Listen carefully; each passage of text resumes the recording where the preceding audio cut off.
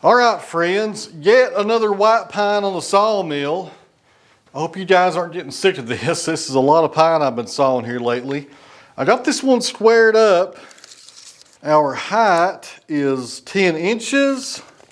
That's what I was after, and we're about 10 1/4 on our width right there. I think I'll leave it just where it is and come down through and make our cuts.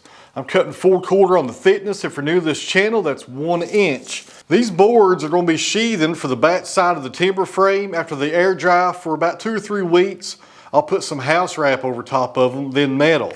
And the reason I went with metal on the timber frame is, actually there's 2 reasons. The first reason is there's no maintenance at all. If I would have done wood, I would have had to have painted that every few years. And the second reason is it goes up a lot faster than just wood. It fills up all the gaps, there's no batting strips to fool with, and it looks really nice on the end product, I think. So that's why I went with metal on top of the wood.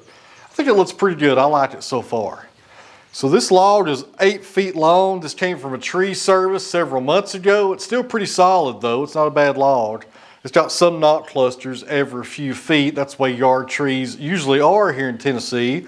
We don't get the good pine you guys down south get, the nice straight yellow pines with limited knots. Our pine comes from yard trees and it's usually knot clusters every 2 or 3 feet, just part of it.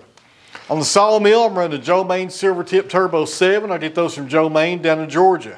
If you're interested in those blades, his cell phone number is down in the video description. I've talked to a lot of people over the past few weeks and it seems like everybody is really happy with these blades, guys.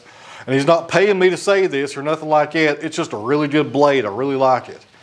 All right, guys, let's get going and finish this one up. It's about 8 o'clock and I'm ready to call it a night. I want to thank everybody on Patreon for supporting me here on the channel. I really appreciate you guys. And I want to thank everybody who watches me here on this YouTube channel. I really appreciate it.